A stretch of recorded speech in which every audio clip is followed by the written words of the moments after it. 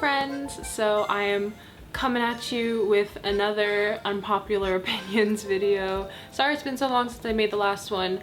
I have just been incredibly lazy lately and super busy, but mostly lazy. It's been a pretty long time since I filmed like this, so I'm feeling a little bit awkward in front of the camera, but we're gonna go with it. Let's start off with an easy one. Where did the summer concepts go? I know some groups like April released summer bops this year, but where are the hits? Give me Touch My Body by Sister, Dance the Night Away by Twice, Red Flavor by Red Velvet. I'm tired of all these dark concepts during summer. It's depressing. I feel like dark concepts right now are definitely a huge trend within boy groups, and also girl groups, like the girl crush darker concepts are pretty big, as well as some girl groups going straight like dark concept, right? I have never really been too attached to the idea of a summer bop.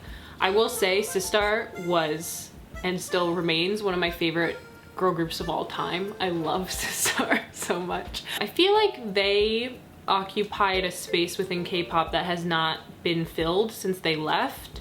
So I think it would be nice for more groups to more reliably come out with more summery songs. But I feel like every summer there are at least a good handful of groups that release pretty reliable summer bops. So even though sometimes the dark concepts do kind of get a little bit old, at the same time I'm a sucker for a good dark concept. So yeah, I mean, I really was hoping that TXT would release something really like light and cute for summer, and then they released Can't You See Me, which I love. Like, I'm obsessed with it, but at the same time I'm like, oh, the day you stop caring about other people's unimportant and negative opinions is the day you get to fully enjoy being a K-pop stan. Yeah, I mean, I am the type of person to not really care what other people think about the things that I like. I think the reason that a lot of fans get very defensive and very angry a lot of the time is because they take it personally when somebody doesn't like their favorite group or doesn't like a group that they like. When you stop caring about that stuff, life becomes so much easier and so much nicer when you just don't care what other people think, you know? I wish people would stop saying best, good, and bad. You don't like X's recent comeback, that's 100% fine. You don't have to listen to them. However, you cannot claim that their new music is trash and bad because you dislike it. So that's the first part of the comment. Can't say that I agree with this. Obviously, I don't think it's a good thing to bash a group saying their music is trash or anything like that, but I don't think it should be seen as such a bad thing to say that, in your opinion, a group does not put out good music, or in your opinion, a group is bad. I don't like to use the word bad to describe a group, obviously. If I don't like a group, generally I just say, oh, it's not really my thing. They're not my style. They're not, you know, their music isn't my style, or I don't love their choreography or whatever it is. For whatever reason, I don't like that group, right? When I say, I don't know how to explain this. Like, when I say a group is good, or when I say a group is the best, right? It's not me stating facts. Those are obviously opinions. Because the thing is, you can't really measure how good a group is. You can't measure what group is objectively the best, because art and music and all of those things are pretty subjective. Obviously, there are certain things in terms of skill level that can technically, I guess, be measured, but at the same time, even within that, like let's say dancing skill or rapping skill or singing skill, like you can look at it technically, but even then, I think there is a certain measure of subjectivity. So it's pointless to tell people not to use the words good, best, bad, because those are just descriptive words. So the second part of this comment, and about best, I'll use dancers as an example. Think of the most amazing dancers in K-pop currently. I think of San, Taeyong, Taemin, and Kai. Those people definitely outshine their members in terms of dancing, but the minute we attempt to choose one, we have a bias. So there aren't really any best dancers of K-pop as a whole, but there are many favorite dancers. I just think that Like, it's semantics, I guess. I think it's a little bit pointless to tell people not to use the word best. I feel like it's clear when people use the word best, when I use the word best, that I am talking about best in my opinion. So when somebody says, you know, I'll just list off mine. Best dancer in K-pop is Taemin, right? Best singer in K-pop is Seulgi. Best rapper in K-pop is Zico, even though he could technically also be K-R&B. Doesn't matter, right? Those are my personal bests, right? That doesn't mean that I think that those are facts. Like, those are just, in my opinion, those are the best for my taste, right? This is also related. I dislike it when people say taste. For example, you have amazing taste or you have horrible taste. Taste is 100% subjective, meaning there's no good and bad. If somebody compliments your taste, it just means you share opinions with them, which isn't a compliment at all. And if somebody tries to insult you for having no taste, they're just trying to make you feel bad for having different opinions from them. I personally find it really funny still when people use the word taste. I just think it's a really funny word and a really funny concept to say, like, oh my god, your taste is impeccable. I personally don't have a problem with it. I think it's funny. I think I'm gonna find it funny for a very long time. I don't know, I just think saying you have taste or saying you don't have taste, I still find it funny. I can't say I agree. I agree that it is a matter of opinion, obviously. Okay, this is the last one on this topic, I promise. Honestly, it's getting out of hand when people say it's just taste and it's just my opinion. Like, I feel like some people are using that as an excuse to find something to hate on. Don't y'all remember, if you don't have anything nice to say, don't say anything at all, I think they meant. I get that everyone has a different style, but like, that's not an excuse to be ignorant. I will say, I think there's a fine line, right, between a negative opinion and blatant hate. And I think people need to recognize which is which. Saying, I didn't really like this comeback, or this comeback wasn't for me, or the choreography could have been better for this comeback, or something like that, versus this group is the worst, they suck. Obviously, that's not something that I think is right. That is when saying, oh, it's just my opinion, like, that's when it's like, okay, dude, that's not an opinion, that's just hate, right? But I think it's also important to recognize not every negative opinion and not every negative comment about a group that you enjoy is hate and is a bad thing. As long as that person is not directly saying these things to the group. I mean, I think it's nice to spread positivity. That's what I try to do on my channel and what I try to do other places as well. But if somebody wants to, you know, say something a little negative, I'm not gonna stop them. Doesn't affect me personally. I really hate it when ARMY brings in how many albums / how many wins BTS have during a fan war to prove how much better they are than another group, or say that BTS is better because their songs have meaningful lyrics whilst other groups are just noise. It's stuff like that which makes me dislike the fandom. I just think that it's so pointless to argue about which group is better. It's so pointless to argue the numbers and everything, especially when it comes to BTS, because of course BTS has the best numbers of any group, has the most album sales, you know, they're breaking world records here and there, and they're just like, they're on another level, right? In terms of popularity and in terms of achievements. For lack of a better word, if a group's talents were truly portrayed through numbers and through sales, y'all, Day 6 would be world famous. Day 6 would just rule the world by now. So, I don't know. I mean, obviously it determines how successful a group is, but in terms of talent, in terms of artistic ability and things like that, which I think are more important, it just doesn't, like, numbers shouldn't really matter in my opinion. Like I said in the previous video, this is not just an ARMY thing, this is not just a Blink thing. People are always bringing up numbers in certain arguments and always trying to devalue certain groups, which does segue into this next comment. You can't say that all fandoms have the same amount of toxicity, we'll say, in their fandom.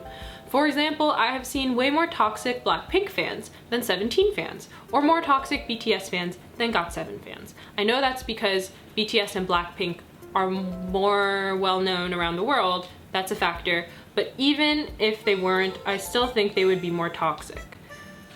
No, okay, so here's the thing. I don't agree. Like, the sheer number of BTS fans and Blackpink fans cannot even compare to the numbers of 17 fans and GOT7 fans. Obviously 17 and GOT7 do very well for themselves and they have very large fandoms, but in terms of numbers, it is insane how many more fans BTS and Blackpink have, right? So of course there's going to be a lot more toxicity within these fandoms because there are just more fans. Just statistically, they are going to have more fans when they have the numbers, when they have the fans to back them up. I do think that they tend to attract more toxic people. They kind of see the band's achievements as their own achievements, and that maybe feeds into certain toxic tendencies, maybe. I'm no psych major, so I don't know, but that's just what I feel like maybe a factor. I think if a group like 17 were to blow up to the same level of BTS and Blackpink, I think there might still be a similar amount of toxic carrots. I think that a big reason why these smaller groups, they're still really huge groups, let's be real, but these smaller groups have fewer toxic fans is that I think a lot of the fans of the smaller groups tend to be more humble. Although I will say some N-citizens I do kind of side-eye because some of them are a little bit. You just gotta ignore them. You just gotta, that's the bottom line. Just ignore them, dude. Delete Twitter.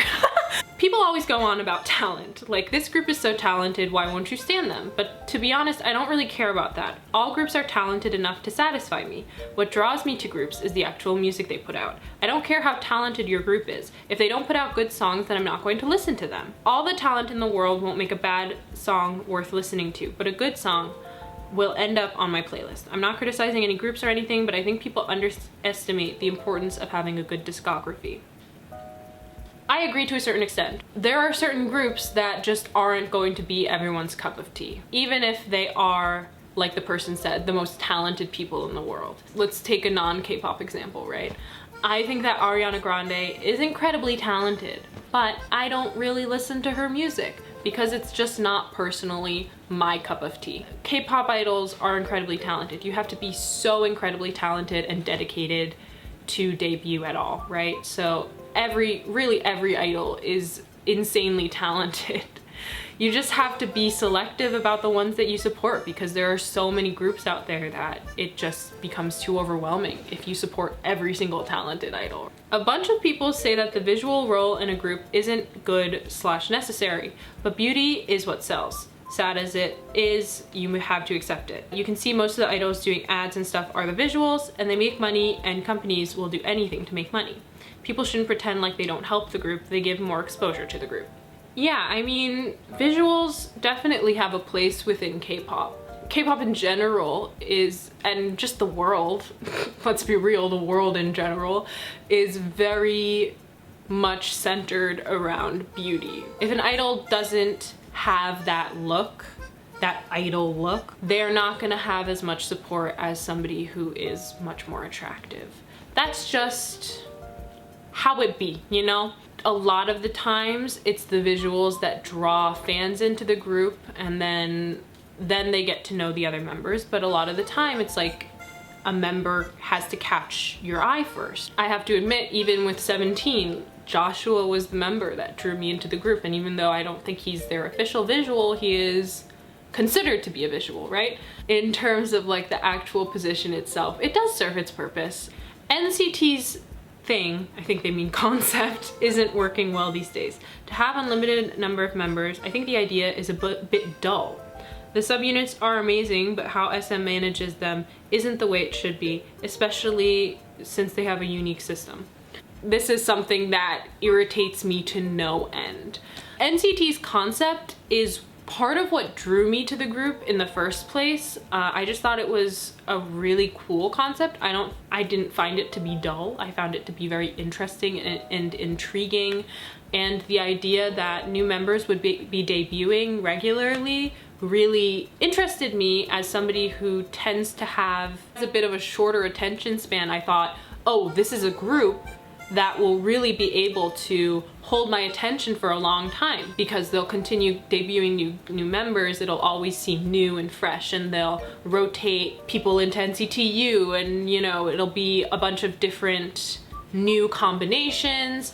So that's a big reason why I got into NCT. Even though the concept is very interesting and it has so much potential, SM just let it fall so flat, and it enrages me. It makes me so angry. But they just continue to overwork certain members. They just continue to concentrate their efforts on NCT 127. And it's like, okay, you can do that, but then don't keep saying that NCT has this unlimited member concept and all of that. You know, if they actually did debut new members every year, like 1 or 2 members, or if they actually did use NCTU as a concept, if they actually did debut new units on a yearly basis as well, this concept would be incredible. But they just don't use, it's like they forgot.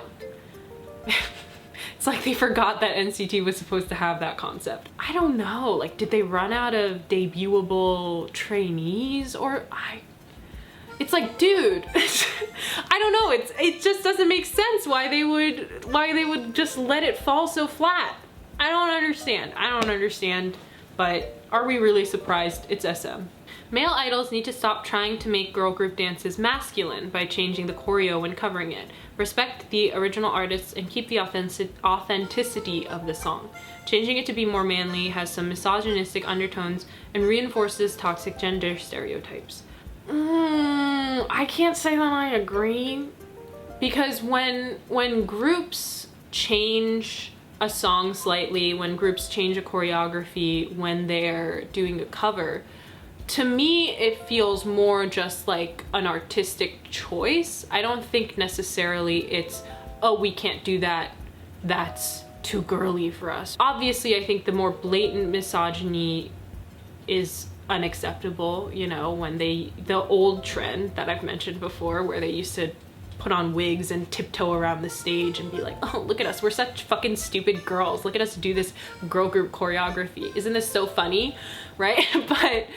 but I don't think that changing it to be a more masculine choreography necessarily has misogynistic undertones. I don't know, I mean, I guess that could be argued, but to me it just feels more like artistic interpretation.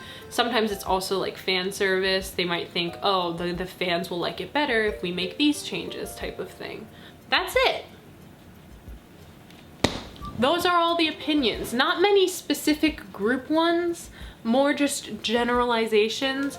I think for the next unpopular opinions video, I will do a community post on this channel, so look out for that, where you guys can either leave comments or you can go comment on my curious cat.